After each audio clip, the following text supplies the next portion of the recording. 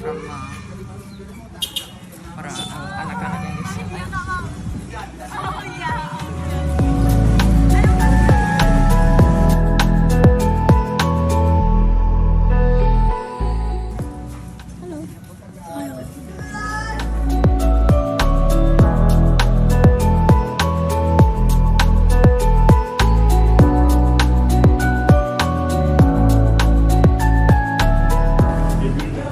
Organisasi di SLB itu kegiatannya dari pagi sampai kegiatan dari pagi. Kebetulan ibu kan merintisnya ini untuk kalangan awalnya untuk kalangan menengah ke bawah, terutama mereka yang sudah kondisi yatim piatu, kan mereka tidak bisa kan diterima di panti-panti umum seperti itu.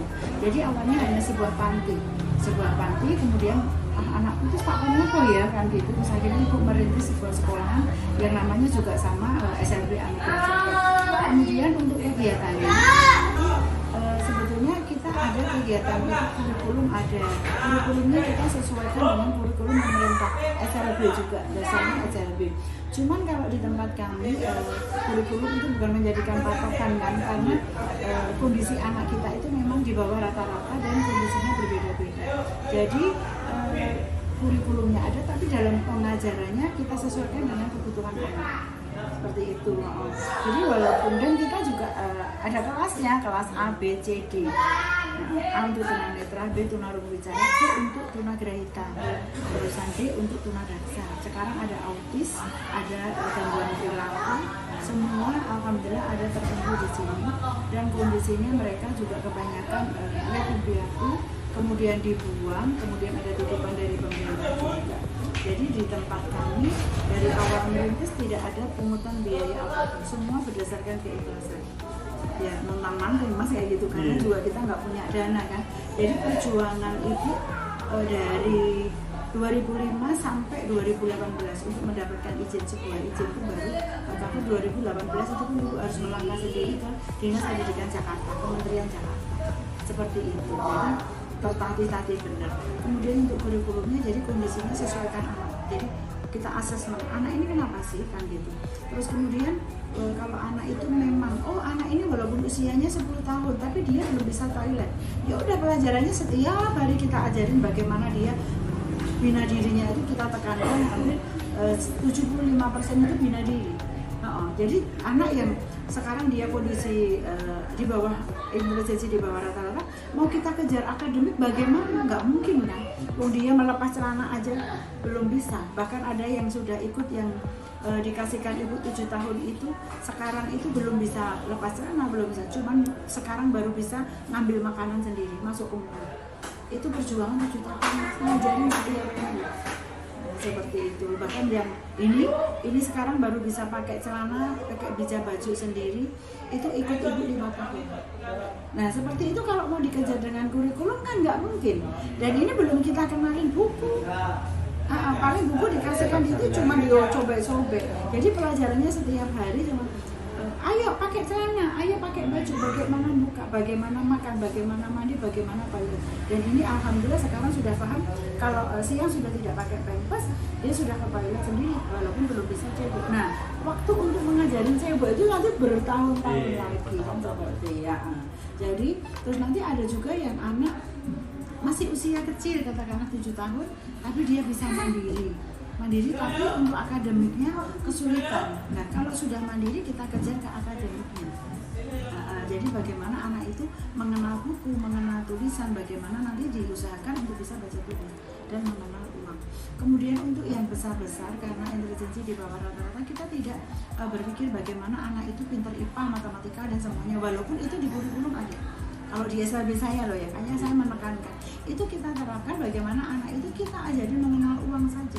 Etika itu nomor 1, sopan santun etika itu nomor 1. Bagaimana dia anak saya bisa diterima di lingkungan luar seperti itu. Jadi kepercayaan diri baru kita kenalkan setiap hari, kita kenalkan uang. Bahkan ada anak yang namanya Rosid, dia sudah lumpuh total, nggak bisa apa-apa. Begitu kenalin uang, terus sekarang saya carikan modal, sekarang dia punya itu barang kecil Seperti itu loh, yang dibutuhkan dia itu Iya. bukan untuk ke depan. Oke, kan kadang kalau ada tuh anak yang SLB pintar karena memang intelijensinya mungkin dia 80 atau 70, itu kan hampir mendekati normal, itu enak. Kalau di sini di bawah semua. Jadi kalau sudah itu, wes kamu belajar tiap hari cuma uang. Bagaimana ibu punya uang 5.000, kalau beli 500 kembali setiap hari kayak gitu loh. Jadi sekarang harus diberikan. Ada sekarang dia wes sekarang merasa sudah punya uang, paling Mi, aku datang ya bawain apa? Saya kemarin sudah Mi, aku sudah punya laptop, aku sudah punya kulkas. Ngutang loh. Nah, itu kan sudah perjuangan kan, seperti itu. Jadi kita ada Mas, ada kurikulumnya ada, tapi paling 25% saja untuk pendidikan, matematika, terutama ditekankan untuk baca tulisnya. Tapi di tempat kami memang beda karena kami tidak mengizinkan siapapun orang tua menunggu. Jadi beda. Jadi masih ke sini ini nanti kan ada orang tua karena kita kumpulan perpisahan, ada guru yang terima BPN di situ. Kita perpisahan. Kalau enggak, sekolah kita sepi dan hening. Tidak ada satupun orang tua yang ada. Kalau jemput ya sudah konfirmasi di sana ketemu ibu. Dengan tujuan bagaimana agar anak itu punya kepercayaan diri, tidak tergantung sama orang tuanya dan cepat nempel kalau diajarin gurunya nurut. Jadi di tempat kami mau pipis, mau mau makan semua tergantung sama pendidiknya.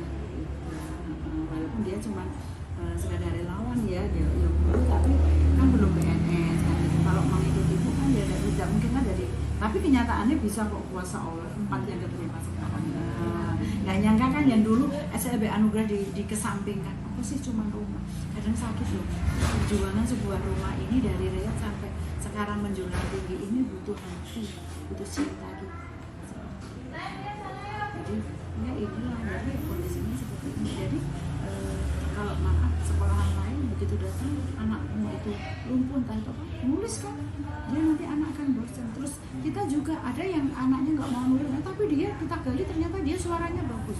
Bahkan junior ini semua lagu Koes+ hafal. Iya, jadi bokeh itu loh apa? Karaoke dia begitu kan masuk tek langsung ingat. Terus si Dimas ini dia hafal Mbak, jadi bilang nggak ada orang umurnya 51 katanya. Berarti kamu kelahiran tahun 2071. Jadi kemarin alhamdulillah lingkungan saya sudah menerima anak-anak saya kan, kita diajak halal bihalal. Dia tertata rapi dan bahkan semua ditebak. Kalau ini umurnya segini tahun berapa? Bisa Mbak, jadi sih Kak komputer. Ya seperti itu baru kita kejar bagaimana dia mengenal membaca, mengenalnya berarti kan bisa. Tapi yang memang tidak bisa sama sekali, ada saya yang dari Cilacap, Ayu itu membutuhkan. Jadi dia ya bagaimana, karena tak ajari apa, aku mau diajarin apa, ya nyanyi. Terus sekarang diajarin bagaimana ngerayap bagaimana ngerayap kayak gitu. Itulah pendidikan di sini seperti itu.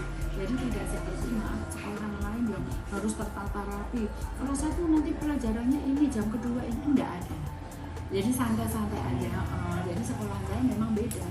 Dan itu tadi yang menjadi titik plusnya itu kita tidak mengizinkan siapapun orang tuanya ikut ada di sini. Misalkan dia nekat ikut ya pokoknya harus jauh. Kan ada ke orang tua saya pusingnya kalau orang tua itu terlalu memanjakan. Jadi anak begini nggak boleh, anak begini nggak boleh lah. Dia tuh nanti, padahal anak ini kan nggak seperti kita, Jadi begitu dia dimanja ya terus mas. Misalnya nangis hari ini misalnya masih datang nyaut HP, kita biarkan besok nyaut meneh. Jadi kita tuh pendidikan di sini itu kedisiplinan nomor 1. Untuk anak-anak seperti ini disiplin itu dibutuhkan banget seperti itu. Dan kalau untuk anak pantinya juga sama mas, tidak ada orang tua yang menitip misalkan dimanja terus mau tidur di sini atau itu tidak bisa. Jadi kita batasin bagaimana anak itu kalau sudah di sini nanti kita kasih kurun waktu bagaimana anak itu benar-benar sudah pasang baru bisa diterima. Jadi tanggung jawab kita mau apapun itu ada di kita. Ini panti sekaligus sekolah gitu. Iya, bisa buat minat anak-anak. Jadi panti sekaligus sekolah. Dan alhamdulillah di Karanganyar ini ya ada panti, sebuah panti ya. Tapi alhamdulillah ini kemarin perjuangan yang sangat luar biasa, kita lomba sampai ke provinsi, sampai ke Kemensos dan mendapatkan juara. Dan sekarang ya alhamdulillah seperti dengan modal hati dan cinta terwujud yang maaf selalu dikesampingkan orang-orang kan ya, apa sih rumah kok dipakai kayak gitu. Saya tuh perjuangan karena mereka menganggap ibu itu dulu cuma mencari keuntungan. Untung dari mana wong aku nggak minta. Saya kira orang anak itu cuma ditinggal di halaman, terus dikasihkan lewat mangkrak, terus kemudian dia yatim piatu kayak gitu. Aku mau minta bayaran ke siapa? Mumet mas. Jadi mereka tidak tahu karena mereka membayarkan prinsip saya ini dengan mereka semuanya yang harus kan mahal kan sekarang, mau terapi 150, mau ini kan gitu. Seperti itu. Jadi kalau ini tapi kita berbeda. Ini pengasuh pantinya ini mbak itu yang dulu ibu BCA, sekarang keluar itu di sini, yang itu sarjana perbankan. Terus ini dulu pegawai rumah makan keluar, itu juga di kota keluar. Terus yang pakai ini lagi saya itu yang mengajarin bagaimana anak bisa tampil nari, dia diisi ya. Jadi kita sudah punya anak yang memang sudah kita kondisikan bisa nari, lomba-lomba keluar kita buktikan kita bisa. Kita nggak minta, kalau prinsip ibu aku tidak berbondong-bondong untuk mencari juara, tapi aku berbondong-bondong untuk mencari agar anak itu percaya diri. Jadi kadang cuma lomba pada dia nggak apa-apa, nggak bisa apa-apa. Kalau sekolah lain kan nggak bisa. Oh coba iso, kalau saya enggak. Wah dia bola, nih wah gitu. Itu anaknya sama-sama senang. Jadi prinsip saya itu beda. Jadi saya tidak akan berbondong-bondong untuk mencari juara. Sekolah saya terkenal-kenal berbagai bukan, tapi saya berbondong-bondong untuk mencari bagaimana anak itu percaya diri dan lingkungan bisa menerima kondisi anak yang orang tuanya memang tidak ada. Jadi semua ini ya kita mbak masalah berjumlah banyak.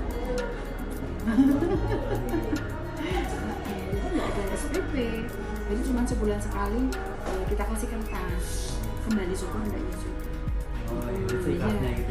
Seikhlasnya. Bahkan ada orang yang saya malah itu begitu mana diambil jujuran banyak karena merasa udah nitip 4 tahun sudah nggak pernah nengok. Begitu datang ya bu saya berikan mie ayam dulu, ternyata belas lebaran saya kehilangan 2 anak.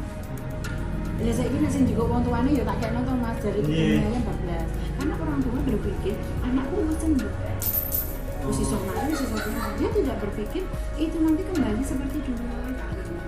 Nah, sulit loh mas itu.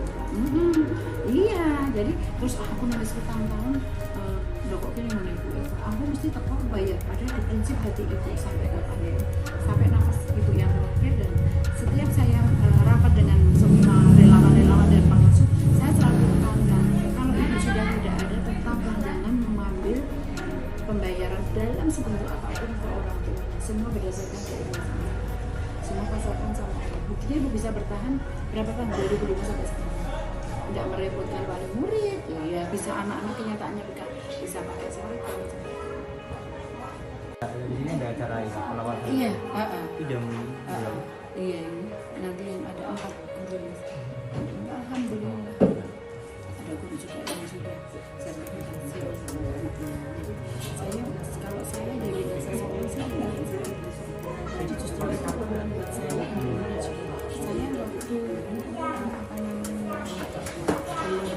apa namanya saya itu sering dicemooh oleh kayak mana jadi apa terus orang tua yang menyekolahkan ke sini ikut banget jijik orang tua yang kaya.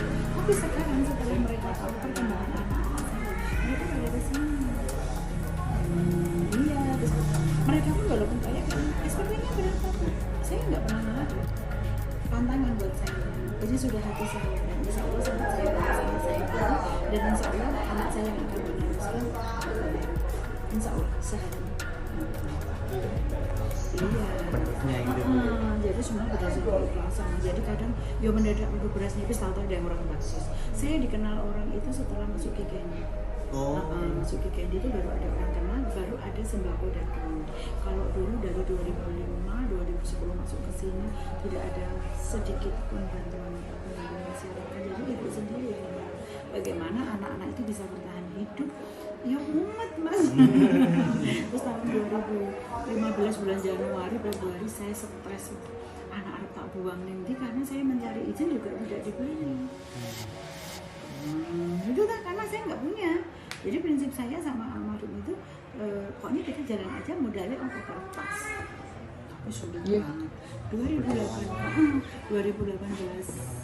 terus 2000 Maret itu saya mengajak anak-anak di rumah Senari bulan April tahu-tahu diganti ke sini.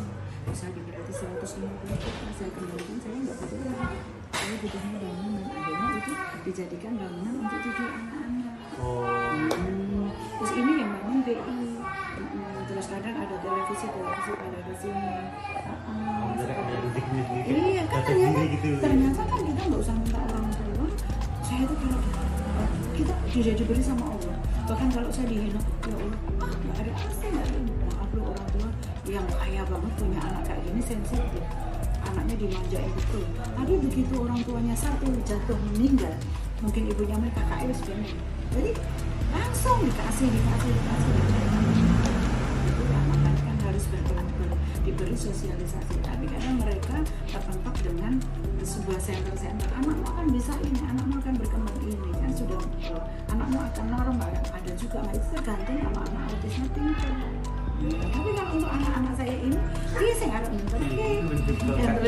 hidup sendiri gitu, hidup mandiri. Terus apa tuh?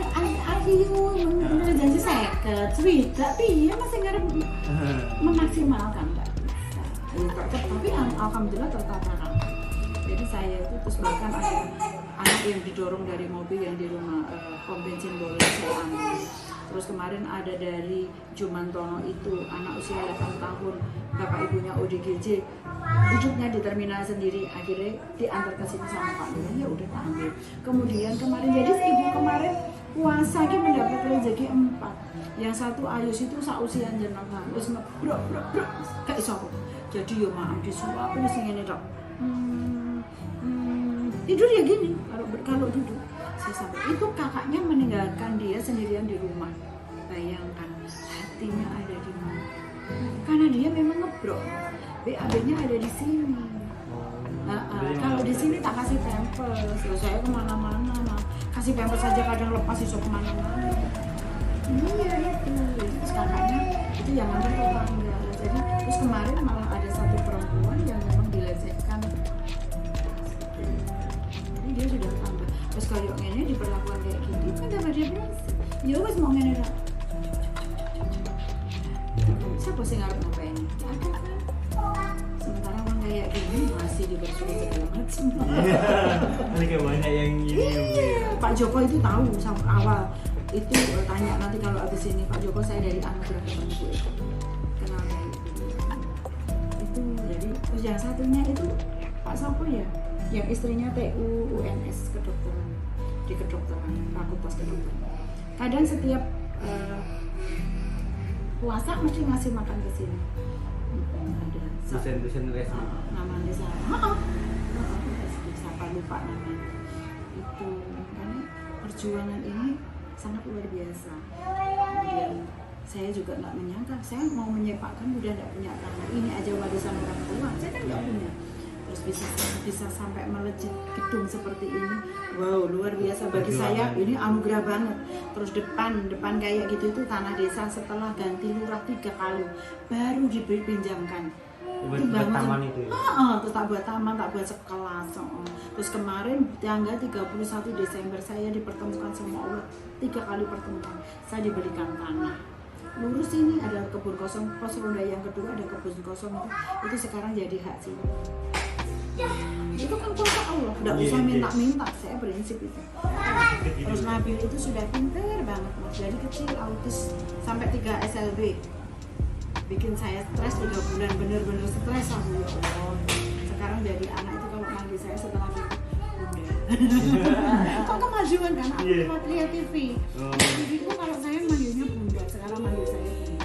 Kemajuan aku dipanggil bunda. Ada yang satu dari Selogiri itu yang kakak adik yatim piatu sudah ikut 7 tahun. Begitu bisa ngomong, sekarang kalau manggil saya mbah. Jadi seru kan? Jadi yang jelas di sini kita tanamkan, kalau saya ada orang lamar ke sini, saya tidak butuh ijazah kamu walaupun kamu S2. Saya mendingan menerima anak SMP, SMA, tapi yang punya hati. Yang tulus gitu. Iya. Jadi di sini belum ada terapis-terapisnya. Lah tak gue bayar terapis apa? Aku nggak mau jalan. Sementara terapis begitu datang mahasiswa lulus, mau gaji saya berapa? Saya mau gaji apa? Bisa mangan cukup. Tapi mereka ini juga luar biasa. Baru kemarin ada terapis 2 itu Mbak Melin sama Mbak Pipi itu karena yang gaji ada orang donatur gaji. Jadi ditugaskan di sini. Di situ baru ada terapis. Jadi selama dari 2005 sampai 2000 kemarin itu semua terapisnya ibu secara otodidak bagaimana menangani anak. Jadi ya terapisnya hati aja. Jadi kalau saya kadang ditanya-tanya ngisi acara gitu, Bu Eko menghadapi sebanyak anak itu bagaimana terkondisikan dengan itu, terapisnya pakai teknik apa? Tekniknya cuma cinta. Dari hati gitu. Hati sama cinta aja, nggak usah pakai S2, S3, sarjana apa nggak perlu. Karena ini cuma hati kita. Paling duit sih. Jumlah muridnya ada berapa sih? Kalau semua total murid hampir 80. Yang bobot di sini 35, tahu-tahu di bel disuruh datang ke notaris. Padahal saya nggak mungkin bisa beli di sini karena di sini tuh per meter sudah 3 sampai 5 juta. Kan nggak mungkin kalau itu uang dari mana gitu. Tapi ternyata kuasa Allah ya Allah. Bahkan sampai sekarang yang memberikan itu di belakang saya. Saya tuh sampai semua nggak mau sampai saya tuh nangis benar-benar 31 Desember kemarin tuh sebuah anugerah banget buat saya ya Allah saya gitu kan. Dan saya mimpi Bu Eko apa gitu kan. Saya pengen seperti mereka pada semuanya. Saya tuh kadang kalau lewat di jalan ya Allah sekolahannya gedungnya bagus tertata, tapi tempat saya kan cuma rumah saya gitu kadang kalau diajak-ajak orang gitu sakit ya Allah ya memang rumah saya gitu kan. Mereka tidak tahu perjuangan saya apa kan gitu. Insya Allah mau secepatnya dibangunkan gedung. Gak nyangka benar Mas ya Allah saya itu sampai ya Allah. Bahkan itu beliau tertarik karena setiap ke panti-panti itu di sini tuh bersih gitu loh, bersih, anaknya tertata, begitu seger. Memang tak openi bener karena ini anak sudah kayak anak saya sendiri. Malen kok kamu bawa piring? Dan kita benar-benar ya Allah terus tanaman juga tertata. Saya kan nggak bisa foto, jadi misalkan seperti itu. Jadi ya alhamdulillah aja. Sesuatu anugerah saya sendiri. Kalau beli itu berapa M tuh gitu kan. Dan beliaunya nggak kok terus misalkan orang belikan misalnya orang beliin datang itu nggak mau. Oh dia kayak yang cuma beliau ketemu sama yang punya. Terus saya kenal Aris ya sudah. Saya ketemu beliau tapi saya belum tahu rumahnya sampai sekarang. Iya. Jadi kayak hamba Allah buat. Iya hamba Allah bener. Ada kan loh kayak kan nggak mungkin ya ternyata ada. Sangat luar biasa sekali menjadi pertemuan orang-orang yang sangat luar biasa. Kemarin saya nangis lagi anak-anak minta jalan-jalan pas kesini kan beliau sama satu keluarga buka bersama di sini ngajak anak-anak Pak ayo yang lucu tuh yang Jumantono itu kan karena dunia terminal kan di LRT hei wasal bang ayo jalan-jalan aku jalan rokok iya mas karena dia sudah kecanduan rokok loh terusan itu terus saya iya wis bu saya jalan-jalan gitu terus bu Eko sini ada mobil nggak ada sama mobil siapa untuk jalan-jalan anak-anak nggak ada cuma aja mobil satu itu terus akhirnya kemarin bu Eko nanti kita beliin mobil ya elok ya lalu saya pakai beneran pak saya gitu ya Allah saya kan gitu jadi ternyata itu ya Allah seandainya saya minta bayaran anak-anak belum tentu saya bisa beli terus untuk bangun bener kemarin itu datang bareng-bareng ibu-ibu 5 sama beliau berdua gitu saya kaget ternyata udah bawa gambarnya ya Allah kayak mimpi beneran aku itu udah terjadi bener ada bangunan saya kan ya Allah ya belum bagus tanya banget gitu ya. Yang didesain rencana Bu Eko nanti kita bangun yang lantai 1 dulu siapa tahu nanti ada orang-orang hamba Allah yang turun juga mau memberikan iya Pak gitu kalau saya udah nanti rencana itu bangunannya rencana kita lanjut lantai 3 tapi ini dasarnya dulu ya iyalah habis segitu loh mas. Oh iya nggak apa. Jadi beliau tuh kalau kesini tuh, hai anak-anak semua, ngobrol sebentar. Sehat Bu Iko? Sehat. Alhamdulillah. Baik banget ya Allah.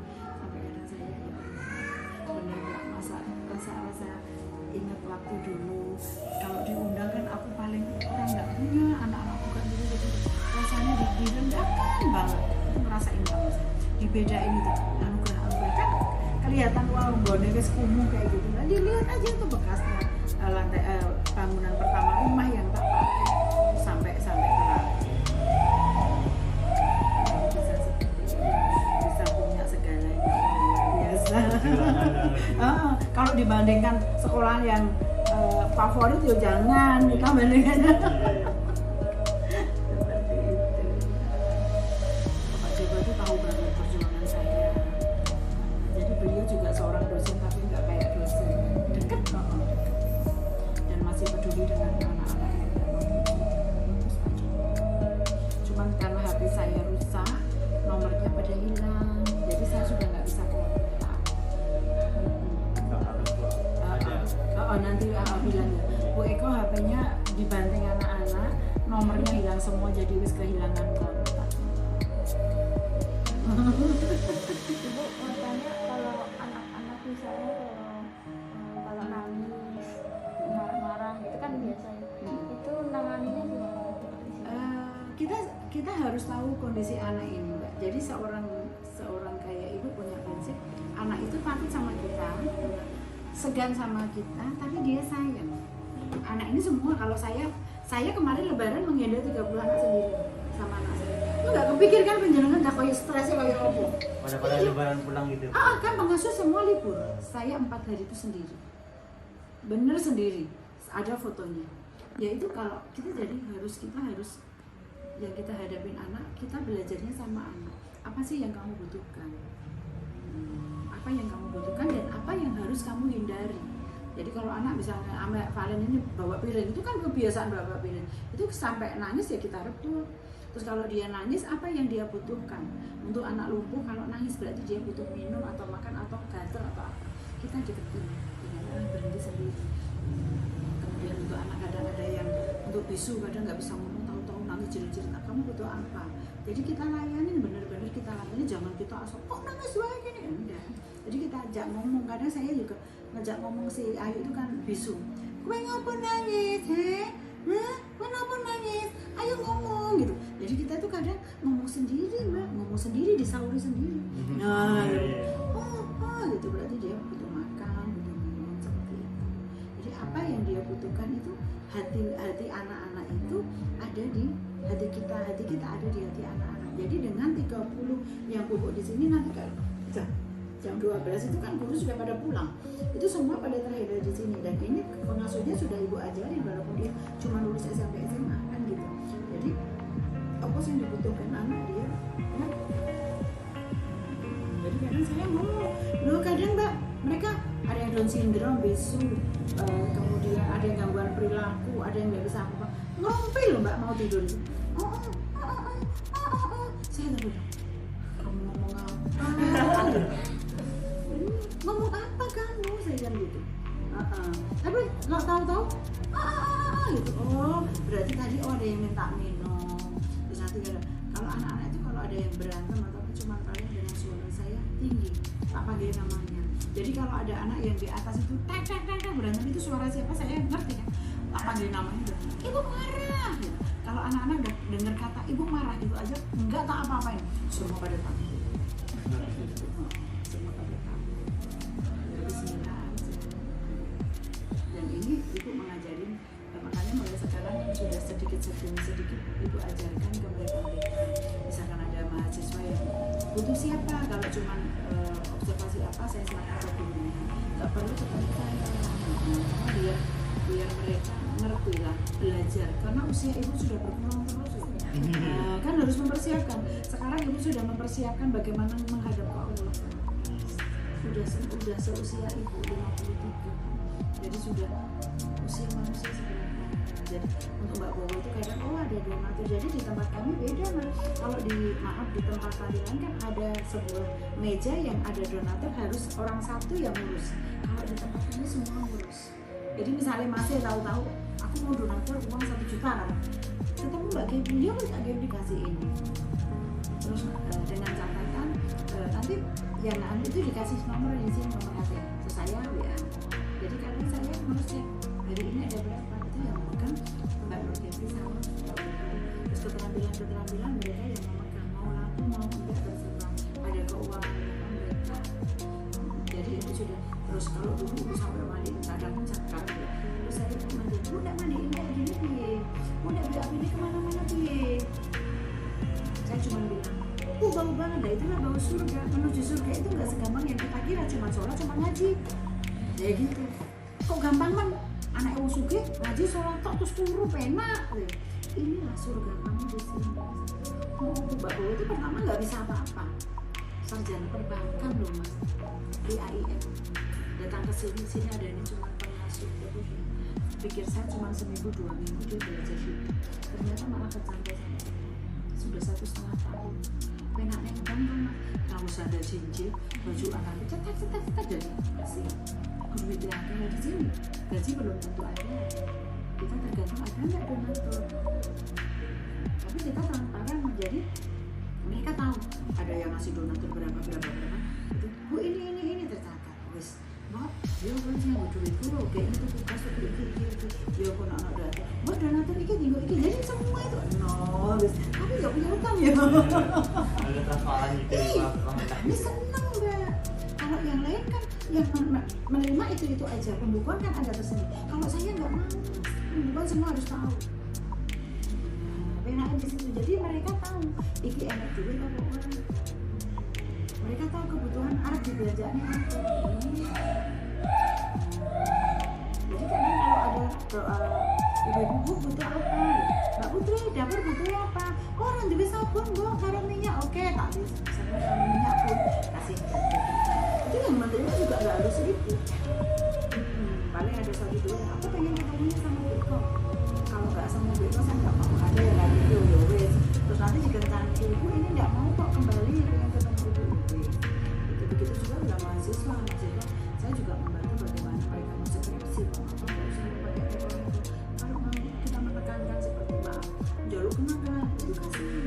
Ya kalau mahasiswa yang kaya, kalau nggak punya, nggak beban. Misalnya Mbak ini aku tahu kondisi ternyata mereka masih itu terpuruk, kan nggak ngerti.